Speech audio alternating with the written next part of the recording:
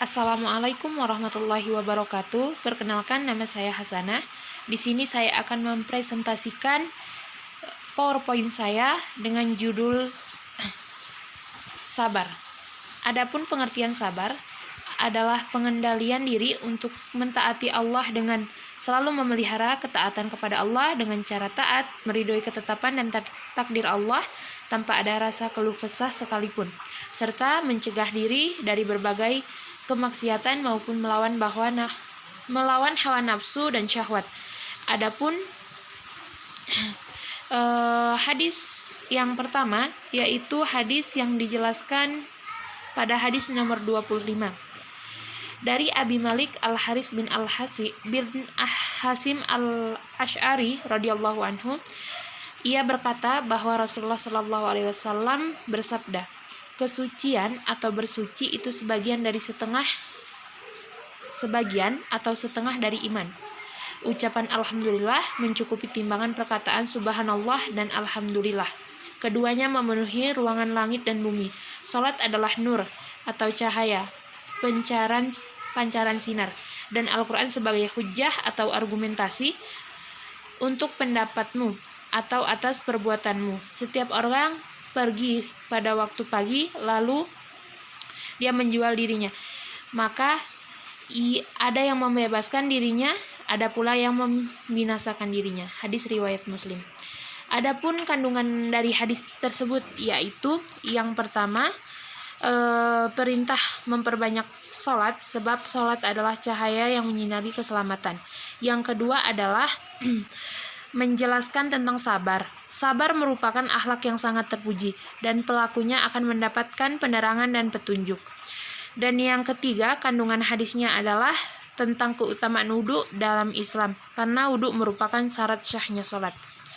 Yang selanjutnya adalah yang kedua, yaitu hadis nomor 26 dari Abu Sa'ad bin Sinan Al-Khudri radhiyallahu anhu, bahwa suatu ketika beberapa orang dari kaum Ansar meminta suatu kepada Rasulullah Shallallahu alaihi wasallam, lalu beliau memberikannya kepada mereka. Kemudian mereka meminta lagi sesuatu yang lain, dan beliau, yaitu Rasulullah Shallallahu alaihi wasallam tadi, memberikannya kepada mereka. Hal ini terus berlangsung sehingga habislah apa yang ada pada beliau. Lantas beliau berkata kepada mereka, yakni ketika beliau telah memberikan semua yang ada di tangannya, apapun kebaikan yang ada padaku tidak akan pernah aku sembunyikan dari kalian. Barang siapa yang menahan diri dari meminta-minta, maka Allah akan menganugerahkan kehormatan kepadanya. Barang siapa yang merasa cukup, maka Allah akan mencukupkan dirinya. Dan barang siapa yang berusaha menyabarkan dirinya, maka Allah akan menjadikannya sabar. Sungguh tidaklah seorang pun dianugerahi suatu anugerah yang lebih baik dan lebih luas daripada kesabaran. Adapun kandungan hadisnya yaitu yang pertama, kedermawanan dan kemuliaan sifat Nabi Muhammad SAW yang menjadi sifat dan tabiat yang melekat pada diri Nabi tersebut. Yang kedua, kekayaan tidak dinilai berdasarkan kebanyakan barang berharga yang dimiliki, tetapi kekayaan yang sejati adalah jiwa yang kaya. Adapun kandungan hadis yang ketiga yaitu anjuran untuk selalu merasa puas dan menjaga kehormatan diri. Dan yang keempat yaitu boleh meminta-minta tapi dalam keadaan terpaksa, tapi boleh meninggalkannya dan bersabar, itu adalah hal yang lebih baik. Selanjutnya adalah hadis nomor 27. Dari Abu Yahya Suhaib bin Sinan radhiyallahu anha, ia berkata, Rasulullah Shallallahu alaihi wasallam pernah bersabda, menakjubkan sekali kondisi orang mukmin. Sesungguhnya semua kondisinya adalah baik, dan ini tidak ada dialami oleh seorang pun kecuali mukmin. Jika mendapati kesenangan, dia bersyukur, maka yang demikian merupakan kebaikan baginya. Sedangkan jika ditimpa kesusahan, dia bersabar, maka yang demikian itu merupakan kebaikan baginya. Hadis riwayat Muslim. Adapun kandungan hadisnya yaitu yang pertama, seluruh kehidupan orang mukmin itu semuanya baik. Dan yang kedua, orang mukmin yang sempurna keimanannya akan selalu bersyukur jika mendapatkan kesenangan dan bersabar jika mendapatkan kesusahan. Yang ketiga, orang kafir akan selalu gelisah ketika menghadapi musibah. Dan yang keempat adalah pahala kebaikan tindakan diberikan kepada orang yang tidak beriman, tidak akan diberikan kepada orang yang tidak beriman kepada Allah Subhanahu wa taala. Adapun hadis yang selanjutnya itu hadis nomor 37. Dari Abu Said dan Abu Hurairah radhiyallahu anhu, dari Nabi sallallahu alaihi wasallam, beliau bersabda, tidaklah seorang muslim tertimpa kelelahan, kesakitan, kegelisahan, kesedihan, gangguan dan kegundahan, bahkan duri yang menusuknya, melainkan dengannya Allah menghapuskan kesalahan-kesalahannya. Adapun kandungan hadisnya yaitu orang yang kuat mampu membawa apa yang tidak sanggup dirasakan oleh orang yang lemah. Karena itu, setiap mukmin pasti akan diuji dengan ketangguhan, dengan keteguhan dan keyakinan dalam beragama. Selanjutnya hadis nomor 39. Dari Abu Hurairah radhiyallahu anha berkata bahwa Rasulullah shallallahu alaihi wasallam pernah bersabda, barang siapa yang Allah kehendaki kebaikan baginya, maka akan menimpakan cobaan kepadanya. Hadis riwayat Bukhari. Jadi adapun kandungan hadis tersebut adalah setiap mukmin tidak lepas dari penyakit, hinaan dan kekurangan. Cobaan merupakan tanda kecintaan Allah kepada hambanya. Itu kandungan hadis dari hadis nomor 39. Selanjutnya adalah hadis nomor 43. Dari Anas radhiyallahu anhu berkata, Rasulullah shallallahu alaihi wasallam bersabda, jikalau Allah mengkehendaki kebaikan pada seorang hambanya, maka ia mempercepatkan suatu siksaan penderitaan sewaktu di dunia. Tetapi jikalau Allah mengkehendaki keburukan pada seorang hambanya, maka orang itu dibiarkan sajalah dengan dosanya, sehingga nanti akan dipenuhkan balasan siksaan pada hari kiamat. Dan Nabi Shallallahu alaihi wasallam bersabda, juga riwayat Anas radhiyallahu anhu, sesungguhnya besarnya balasan pahala itu menilik atau tergantung pada besarnya bala yang menimpa, dan sesungguhnya Allah itu apabila mencintai suatu kaum, maka mereka itu diberi cobaan. Oleh sebab itu, barang siapa yang rela menerima bala atau takdir, ia akan memperoleh keridhaan dari Allah Subhanahu wa taala. Dan barang siapa uring-uringan, maka ia memperoleh kemurkaan dari Allah Subhanahu wa taala. Diriwayatkan oleh Imam Tirmizi dan ia mengatakan bahwa hadis ini adalah hasan. Adapun kandungan hadisnya yaitu yang pertama, penyegeraan azab atau hukuman di dunia merupakan tanda baik yang memang dikehendaki oleh Allah Subhanahu wa taala yang diberikan kepada hambanya. Dan adapun kandungan yang kedua yaitu siksaan di akhirat lebih perih hukuman dibandingkan siksaan di dunia. Yang ketiga, manusia diuji sesuai dengan pemahaman agama masing-masing. Dan yang keempat adalah bersabar atas musibah dan penyakit dapat menghapuskan dosa. Selanjutnya hadis nomor 33. Hadis nomor 33 ini masuk ke dalam kategori hadis dalam menghadapi penyakit. Sabar dalam menghadapi penyakit.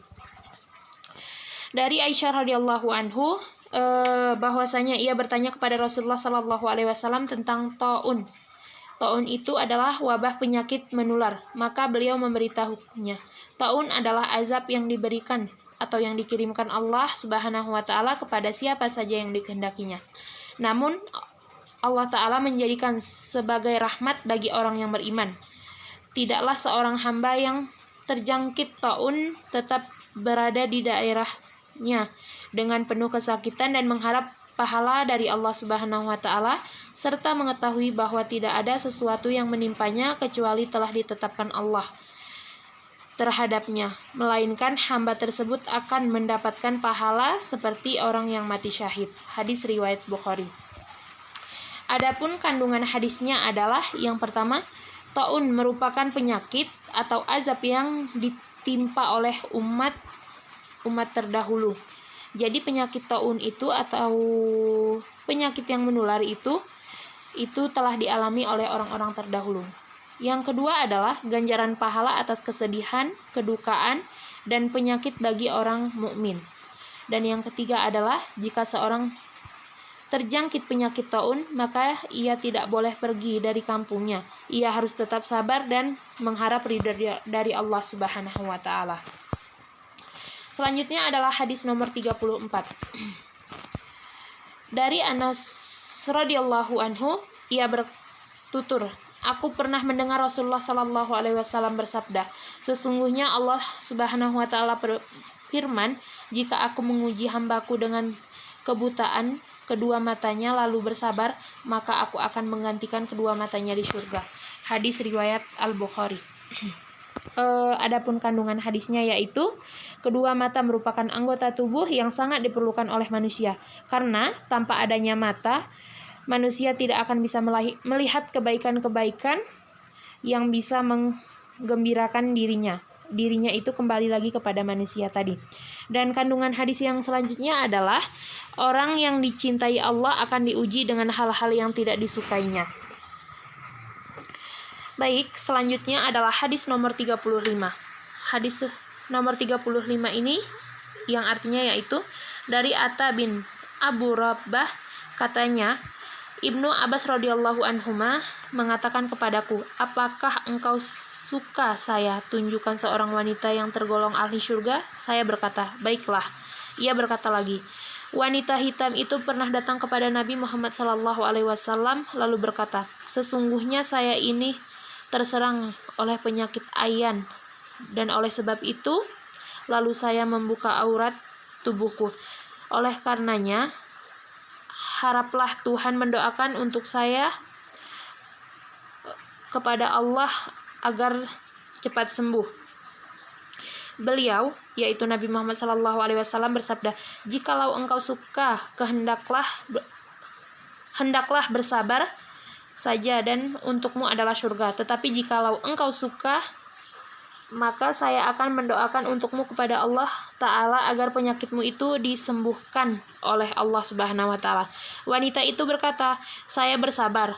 Lalu katanya pula, sesungguhnya karena penyakit itu saya membuka aurat tubuh saya. Kalau begitu, sudilah Tuhan mendoakan saya untuk saya kepada Allah agar saya tidak sampai membuka aurat tubuh itu. Nabi Shallallahu Alaihi Wasallam lalu mendoakan untuknya sebagaimana yang dikehendakinya itu. Adapun kandungan dari hadis tersebut adalah kesabaran dan musibah yang menimpa di dunia akan mewariskan surga di akhirat kelak. Pengobatan dari berbagai macam penyakit dan doa berlindung kepada Allah. Jadi apapun penyakitnya, kita harus sabar dan berdoa dan serta berlindung kepada Allah Subhanahu wa taala. Yang selanjutnya adalah hadis nomor 38. Dari Ibnu Mas'ud radhiyallahu anhu, ia bercerita, aku masuk ke kediaman Nabi Muhammad sallallahu alaihi wasallam ketika beliau telah menderita demam. Lalu aku berkomentar, wahai Rasulullah, engkau benar-benar menderita demam yang hebat. Beliau menanggapi, benar, sesungguhnya aku menderita demam, seperti demam yang dialami 2 orang dari kalian, menderita demam 2 kali lipat dari kalian. Aku pun bertanya, apakah itu dikarenakan engkau mendapatkan 2 pahala? Beliau menjawab, benar, seperti itulah keadaannya. Tidak seorang muslim tertimpa suatu yang tidak menyenangkan, baik tertusuk dari ataupun yang lebih dari itu, melainkan dengannya Allah menghapuskan kesalahan-kesalahannya dan dosa-dosanya akan berguguran sebagaimana pohon berguguran daunnya. Adapun kandungan hadis dari hadis nomor 38 ini yaitu yang pertama, pencapaian pahala karena cobaan yang dialami, tetapi jika tidak dibarengi dengan sifat sabar. Yang kedua, manusia yang paling berat cobaannya adalah Nabi Muhammad SAW dan nabi-nabi lainnya. Dan yang ketiga adalah pada saat rasa sakit pada diri seseorang mukmin, maka pahala. Saat itulah Allah menghapuskan dosa-dosanya dengan lipat ganda. Jadi kandungannya tersebut adalah jika seorang mukmin menimpa atau mendapatkan musibah atau penyakit dan dia bersabar, maka Allah akan menghapuskan dosa-dosanya. Selanjutnya adalah hadis nomor 40. Yaitu dari Anas radhiyallahu anhu, ia berkata, Rasulullah shallallahu alaihi wasallam bersabda, janganlah sekali-kali salah seorang di antara kalian mengharapkan kematian karena suatu bencana yang menimpanya. Kalau terpaksa harus melakukan hal itu, maka hendaklah dia mengucapkan, ya Allah, hidupkanlah aku jika kehidupan ini baik untukmu atau bagimu, dan matikanlah aku jika kematian itu lebih baik bagiku. Adapun kandungan hadis yang terdapat pada hadis nomor 40 ini yaitu yang pertama, diharamkan mengharapkan kematian. Yang kedua, tidak dilakukan lagi bahwa kehidupan itu lebih baik bagi orang mukmin. Dan yang ketiga, manusia itu atau orang mukmin itu harus sabar dan tidak boleh gelisah dalam menghadapi cobaan. Selanjutnya hadis nomor 49. Dari Abu Hurairah, ia berkata bahwa Rasulullah Shallallahu alaihi wasallam bersabda, orang mukmin yang laki-laki maupun yang perempuan senantiasa mendapatkan cobaan, baik pada dirinya, anaknya maupun hartanya, sehingga dia menghadap Allah Subhanahu wa taala tanpa membawa dosa apapun. Adapun kandungan hadis dari hadis nomor 49 tersebut adalah yang pertama, orang mukmin itu rentan diuji dengan berbagai macam cobaan. Dan adapun jika dia bersabar, maka cobaan itu akan dapat menghapuskan dosa-dosanya. Yang selanjutnya adalah hadis nomor 28. Dari Anas radhiyallahu anhu, ia berkata, ketika sakit Nabi bertambah berat dan semakin parah, beliau terlihat menderita sekali karena sakaratul maut. Melihat kondisi demikian, Fatimah radhiyallahu anhu berkata lirih, alangkah menderita ayahanda. Maka beliau menanggapi, tidak ada penderitaan lagi terhadap ayahmu setelah hari ini. Setelah beliau wafat, Fatimah berkata, wahai ayahanda yang telah menjawab panggilan Robnya, wahai ayahanda yang surga Firdaus menjadi tempat tinggalnya, yang kepada Jibril kami memberitahukan wafatnya. Adapun kandungan hadis pada hadis nomor 28 ini yaitu para nabi adalah orang yang mendapatkan cobaan terberat dalam kehidupan mereka. Dan kandungan hadis yang kedua adalah diperbolehkan sedih jika ada keluarga yang menghadapi sakaratul maut, tetapi tidak untuk sampai meratapi mayat tersebut. Yang selanjutnya adalah hadis nomor 29.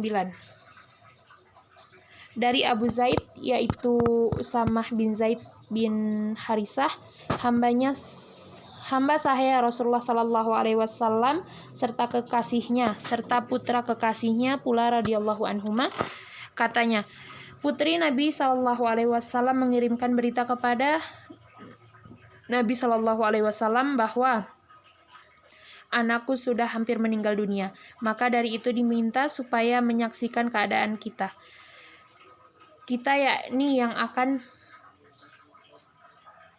meninggal serta yang sedang menunggunya. Beliau lalu mengirimkan kabar sambil menyampaikan salam.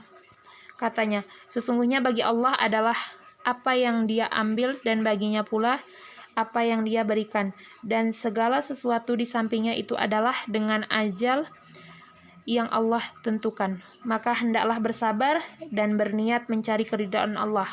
Putri Nabi Shallallahu Alaihi Wasallam mengirimkan berita lagi serta bersumpah nadanya supaya beliau suka mendatanginya dengan sungguh-sungguh.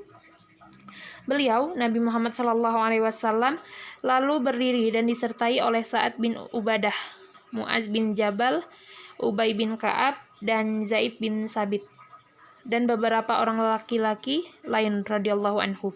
Anak kecil itu lalu disampaikan kepada Rasulullah Shallallahu Alaihi Wasallam, kemudian diletakkan di atas pangkuannya, sedang napas anak itu terengah-engah. Kemudian melelehlah air mata dari kedua mata beliau Shallallahu Alaihi Wasallam itu bersabda. Nabi Muhammad Shallallahu Alaihi Wasallam saat berkata, "Hai Rasulullah, apakah itu?" Beliau Rasulullah Shallallahu Alaihi Wasallam bersabda, "Air mata ini adalah sebagian kesan dari kerahmatan Allah Subhanahu wa Ta'ala dalam hati para hambanya." Dalam riwayat lain disebutkan, dalam hati siapa saja yang disukai olehnya daripada hambanya. Hanya saja Allah itu merahmati dari golongan hamba-hambanya, yakni orang-orang yang menaruh belas kasihan pada sesamanya. Adapun kandungan dari hadis tersebut adalah, yang pertama, diperbolehkan mengundang orang yang memiliki kelebihan untuk menjenguk orang yang sedang sakaratul maut. Diwajibkan menyebutkan salam sebelum mendahulukan pembicaraan. Dan yang ketiga, disunahkan menghibur orang yang sedang tertimpa musibah. Yang keempat, menjenguk orang yang sakit sekalipun lebih kecil daripada kita, itu adalah lebih baik. Dan yang terakhir adalah mendahulukan etika yang baik sebelum mengajukan pertanyaan. Selanjutnya adalah hadis nomor 31. Dari Anas radhiyallahu anhu, katanya, Nabi Shallallahu Alaihi Wasallam berjalan melalui seorang wanita yang sedang menangis di atas sebuah kubur. Beliau bersabda, "Bertakwalah kepada Allah dan bersabarlah." Wanita itu berkata, "Menjauhlah dariku, karena Tuhan tidak terkena musibah sebagaimana yang mengenai diriku, dan Tuhan tidak mengetahui musibah apa itu." Wanita tersebut diberitahu oleh sahabat beliau Sallallahu Alaihi Wasallam bahwa yang diajak bicara tadi adalah Nabi Muhammad Sallallahu Alaihi Wasallam. Pintu rumah Nabi Muhammad Sallallahu Alaihi Wasallam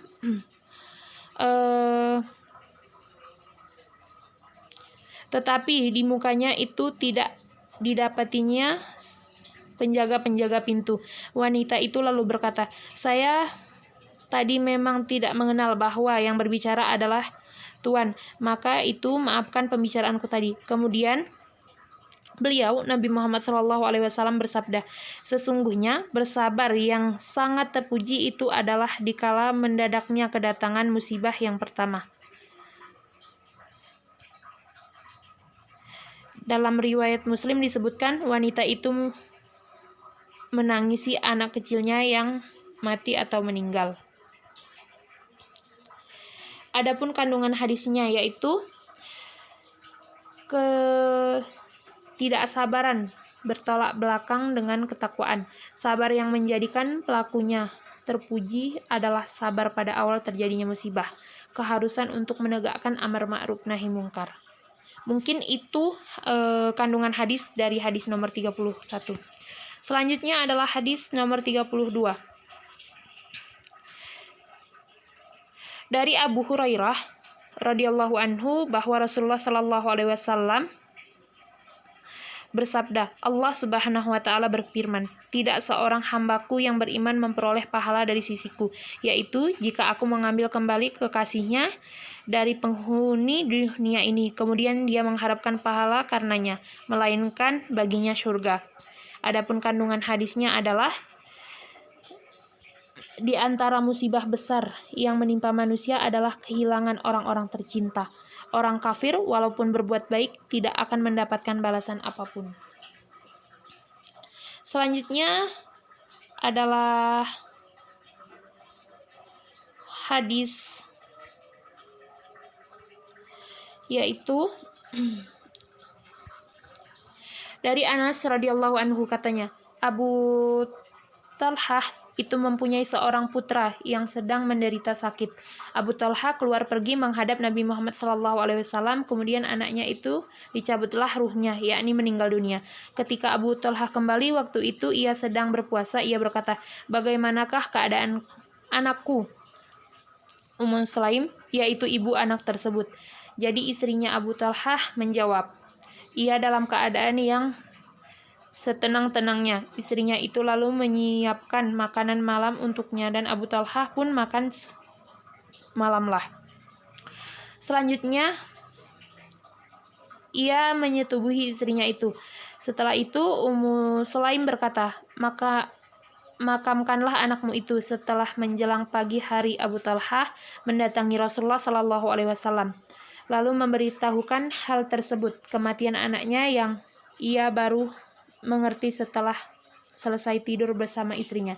Kemudian Nabi Muhammad Shallallahu Alaihi Wasallam bersabda, "Engkau berdua bersetubuh tadi malam." Abu Talha menjawab, "Iya." Beliau lalu bersabda pula, "Ya Allah, berikanlah keberkahan pada kedua orang ini, yakni Abu Talha dan istrinya." Selanjutnya, Ummu Sulaim itu melahirkan seorang anak laki-laki lagi. Abu Talha lalu berkata padaku, "Aku di sini ialah Anas radhiyallahu anhu yang meriwayatkan hadis ini." Bawalah ia lalu berkata kepadaku, "Aku di sini, bawalah anak yang baru lahir tersebut sehingga engkau datang di tempat Nabi Muhammad SAW dan besertanya dikirimkan beberapa biji buah kurma."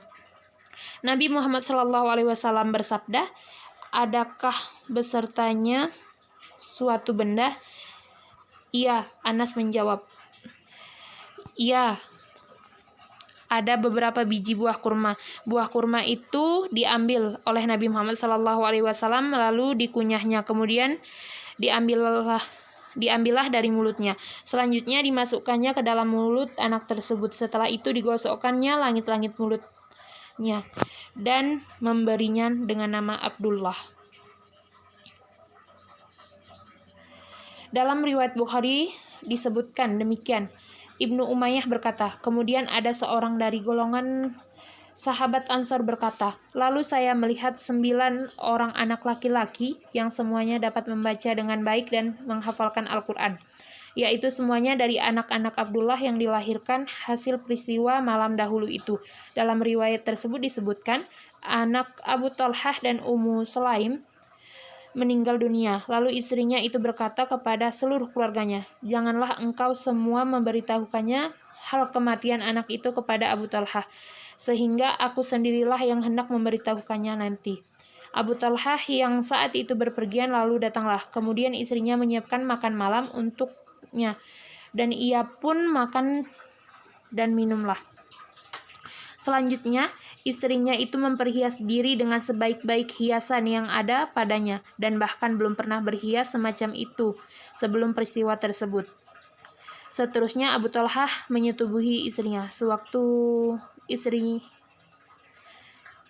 istrinya telah mengetahui bahwa suaminya telah kenyang atau puas dan selesai menyetubuhinya, ia pun berkata kepada Abu Talhah, "Bagaimanakah pendapat Kanda jikalau suatu kaum meminjamkan sesuatu yang dipinjamkannya kepada salah satu keluarga, kemudian mereka meminta kembali apa yang dipinjamkannya?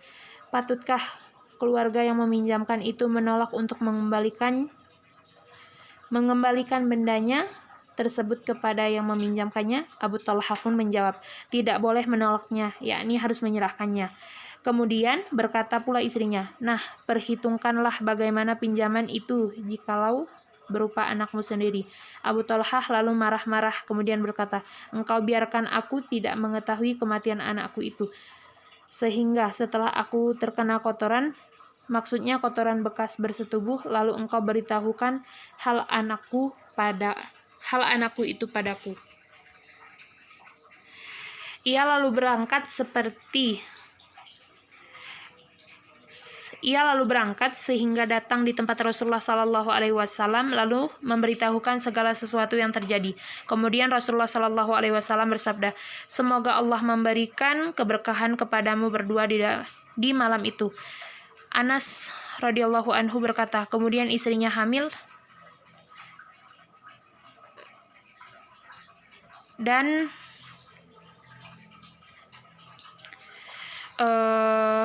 Anas radhiyallahu anhu melanjutkan katanya, Rasulullah Shallallahu Alaihi Wasallam sedang dalam berpergian dan Ummu Sulaim itu menyertainya pula bersama suaminya. Rasulullah Shallallahu Alaihi Wasallam apabila datang di Madinah di waktu malam dan berpergian tidak pernah mendatangi rumah keluarganya malam-malam. Ummu Sulaim tiba-tiba merasa sakit karena hendak melahirkan. Maka oleh karena itu Abu Talha bertahan, yakni tidak dapat terus mengikuti Nabi Shallallahu Alaihi Wasallam. Rasulullah Shallallahu Alaihi Wasallam terus berangkat. Anas berkata, setelah itu Abu Talhah berkata, sesungguhnya engkau tentulah maha mengetahui, ya Tuhanku, bahwa saya ini amat tertarik sekali untuk keluar berpergian bersama-sama dengan Rasulullah Shallallahu Alaihi Wasallam di waktu beliau keluar berpergian dan untuk masuk tetap di negerinya bersama-sama dengan beliau di waktu masuk. Sesungguhnya saya telah bertahan pada saat ini dengan sebab sebagaimana yang engkau ketahui. Ummu Sulaim lalu berkata, hai Abu Talhah, saya tidak menemukan sakitnya hendak melahirkan sebagaimana yang biasanya saya dapatkan. Jikalau hendak melahirkan anak, maka itu berangkatlah. Kita pun, maksudnya Rasulullah Shallallahu Alaihi Wasallam, Abu Talha dan istrinya berangkatlah. Mohon maaf.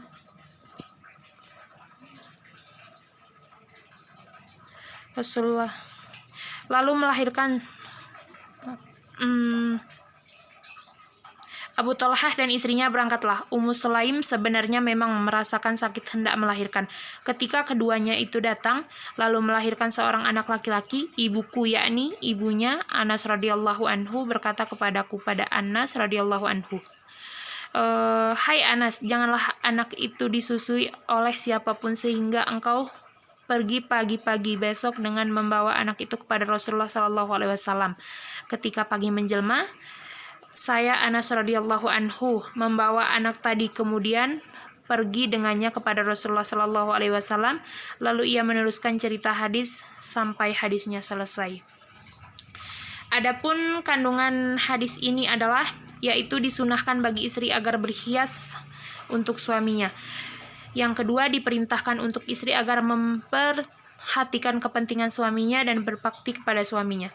Yang ketiga, siapa saja yang meninggalkan sesuatu karena Allah, maka Allah akan menggantikannya dengan sesuatu yang lebih baik. Dan yang keempat adalah dianjurkannya bagi orang yang tertimpa musibah itu untuk menghibur dirinya. Mungkin hanya inilah yang dapat saya sampaikan, hanya inilah presentasi saya. Jika terdapat banyak sekali kesalahan dan kekurangan, saya mohon maaf yang sebesar-besarnya. Karena saya juga masih dalam proses belajar. Saya akhiri dengan ucapan, usikum wa nafsi bitaqwallah. Assalamualaikum warahmatullahi wabarakatuh.